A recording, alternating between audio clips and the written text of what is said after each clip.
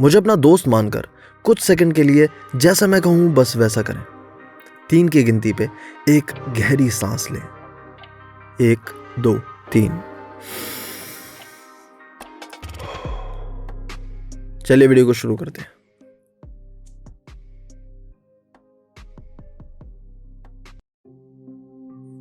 Rejection, अस्वीकृति। जब कोई तुम्हें या तुम्हारे प्रस्ताव, प्रपोजल या ऑफर को नामंजूर करे या ठुकरा दे, उसे रिजेक्शन कहते हैं। बड़ी आसान बात है और ये समझना भी बड़ा आसान है कि इससे मिली डिसअपॉइंटमेंट यानी निराशा बड़ी ही पेनफुल होती है। और ये और भी ज़्यादा पेनफुल होती है जब हम किसी कार्य से, शख्स से या काम से या उसके अंजाम से पहले ही उससे आस लगा लेते हैं, पहले ही सपनों के महल बना लेते हैं और जब वो पूरे नहीं होते तो हमें बहुत तकलीफ होती है।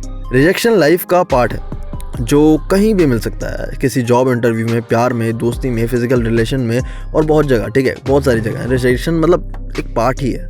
माना जाता है एक प्रपोजल के रिजेक्शन का पेन एक ब्रेकअप के पेन से भी दर्दनाक होता है, बहुत खतरनाक होता है भाई। ठीक है, एटलीस्ट ब्रेकअप में किसी ने तुम्हें एक मौका तो दिया, बट रिजेक्शन होता है कि तुम्हें मौका भी ना मिला और तुम्हें पहले ही ऊपर से ही गो। पर अब इसके आगे क्या करें? हाँ, हो गए हम रिजेक्ट, हम क्या करें? नहीं पसंद आया हम किसी को, ठीक है, नहीं पसंद आया हम उन्हें, तो अब क्या करें? आस लगाना छोड़ दें? ये तो पॉसिबल है नहीं, क्योंकि बिना एक्सपेक्टेशंस के कुछ हो ही नहीं सकता। रिजेक्शन जिंदगी का हिस्सा है, इसका फ़ायदे भी हैं और नुकसान भी। फ़ायदे और नुकसान इस बात पर डिपेंड करते हैं कि आप इस सिचुएशन के बाद कौन सा रास्ता चुनते हैं। एक रास्ता ये है कि आप गम और दर्द में कुछ महीने बिता दें, बीड़ी, सिगरेट, शराब, गांजा, स्मैक और पता नहीं क्या क्या सहारा लें और उम्र भर इन चीज़ों की आदत लगा लें, साथ में डिप्रेशन। दूसरा तरीका ये है कि इस वक्त आपके अंदर से जो दर्द निकल रहा होता है, जो चीज़ आपको परेशान कर रही होती है अंदर से, जो छाती में भारीपन होता है, उसको यूटिलाइज करें। ये ज़िंदगी के कुछ ऐसे हादसे होते हैं जिसमें हमारी बॉडी जो है ना, इतनी पावरफुल एनर्जी रिलीज़ करती है। क्या एनर्जी रिलीज़ कर रही होती है कि हम खुद नहीं समझ पाते कि आखिर ये है क्या। अगर इस एनर्जी का तुमने यूज़ करना सीख लिया तो तुम कुछ भी कर सकते हो।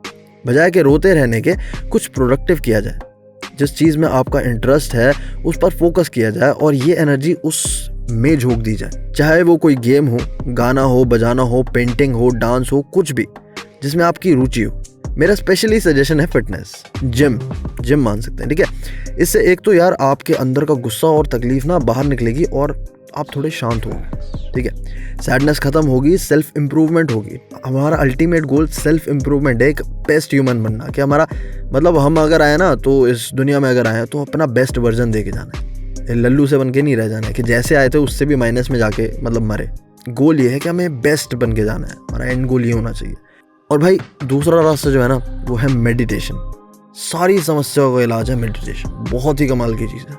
अभी इस पे तो मैं ज़्यादा एक्सप्लेन करूँगा नहीं, बहुत बड़ा टॉपिक है, कोई छोटा मोटा आम टॉपिक नहीं है, बहुत बड़ा टॉपिक है। पर भाई कुछ रिजेक्शन हमारी ज़िंदगी में ऐसे होते हैं कि उनके थैंक्स हमें ना कुछ सालों बाद करते हैं, क्योंकि उस रिजेक्शन से हमारी पूरी ज़िंदगी बदल जाती है। तो अगर आप रिसेंट किसी से रिजेक्ट हुए हो ना, उस रिजेक्शन को ना ले लो दिल पे और आप कुछ करके दिखा दो। अगर उन शख्स को तुम में कोई कमी दिखी है ना, तो ऐसा अब बना लो खुद को कि भाई कोई कमी रहे ना तुम में। हमारा मकसद किसी को हासिल करना नहीं है, हमारा मकसद है प्यार करना। अगर वो हमारे साथ खुश नहीं है तो हमें इस बात पे दुखी होने के बजाय आगे बढ़ना चाहिए और खुद को इम्प्रूव करके दुनिया में अपने प्यार और तरक्की की आग लगा देनी चाहिए। तो अगर आपको किसी चीज़ का रिजेक्शन परेशान कर रहा है तो उसे हावी ना होने दे, बल्कि उस पर हावी हो जाए।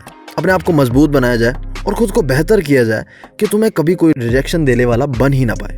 ये दुनिया बहुत खूबसूरत है, ध्यान से देखोगे तो किसी चीज़ को लेकर दुखी हुआ जाए ऐसी कोई बात है नहीं। चलो बताओ, है कुछ बात? सोचो, चौंक गए ना?